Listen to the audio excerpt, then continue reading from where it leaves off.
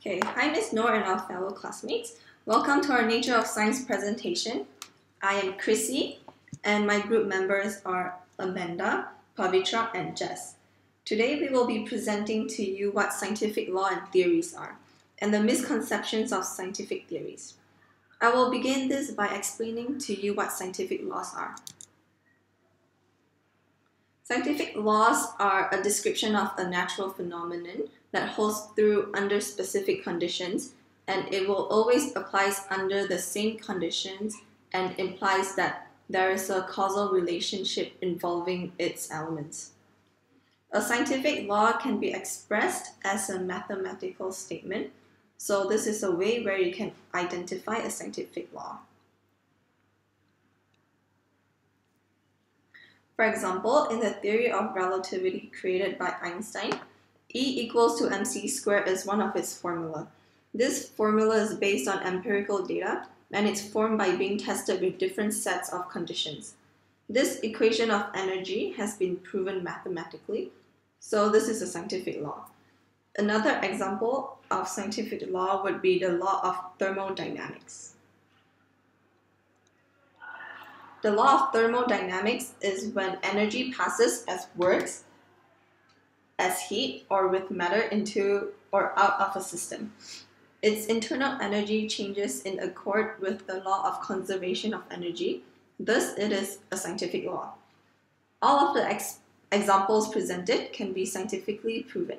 Thus, it goes under the category of scientific law. And now I will pass the time to Amanda. Today, I'll be speaking about scientific theories.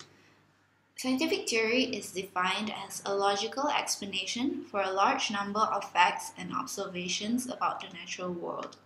So, if new data is given and it does not support the theory, the conditions are modified or it is rejected. The results must be replicable by other scientists. When the theory is tested, the results should not differ too greatly from the previous results. So it attempts to explain the reason for something that happens and how it happens. So the example of scientific theories would be the theory of chromosomal inheritance. This is where Mendel discovered that two different genetic traits would appear independently of each other in different offsprings. But he did not know anything about DNA or chromosomes at that time.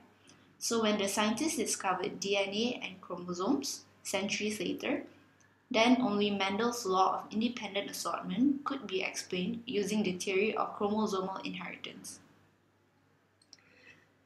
Another example would be the theory of relativity. This is when Einstein created the theory of relativity, then only scientists began to understand how gravity works. Therefore, this shows that theories are made before laws. Now, I would like to pass the time to Pavitra. Today, I'll be discussing the misconceptions of scientific theories.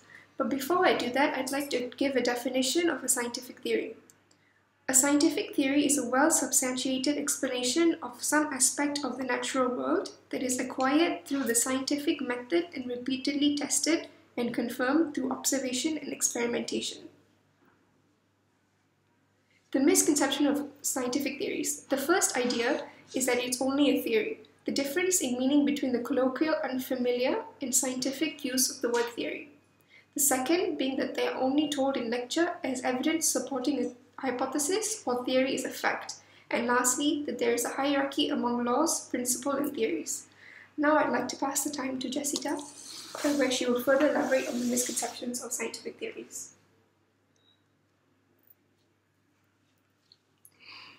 Before I further elaborate on the misconceptions on scientific theories, I would like to first define science misconceptions. Science misconceptions are a common misbelief where a semi-truth or falsehood is perpetuated as scientific fact. The further misconceptions on scientific theories, firstly, is that it is a calling of something of a scientific theory means it is tentative or an uncertain. Secondly, misunderstanding the definitions of and differences between a scientific law, a hypothesis, and a theory. Thirdly, a hypothesis that is well supported by data and other evidence is promoted to a theory, and a well-supported theory becomes a law. Lastly, confusing scientific hypotheses as proven facts. Now, I would like to move on to the conclusion that has been made by me and my fellow mate Pavitra. And we have concluded about the misconception of scientific theories. Science is a large collection of absolute facts that is fairly static in nature. Science is exact. It is without uncertainty. Scientific ideas are either proven or not proven. The people generally accept of what they are told as the truth without critically assessing the legitimacy of the statement or fact.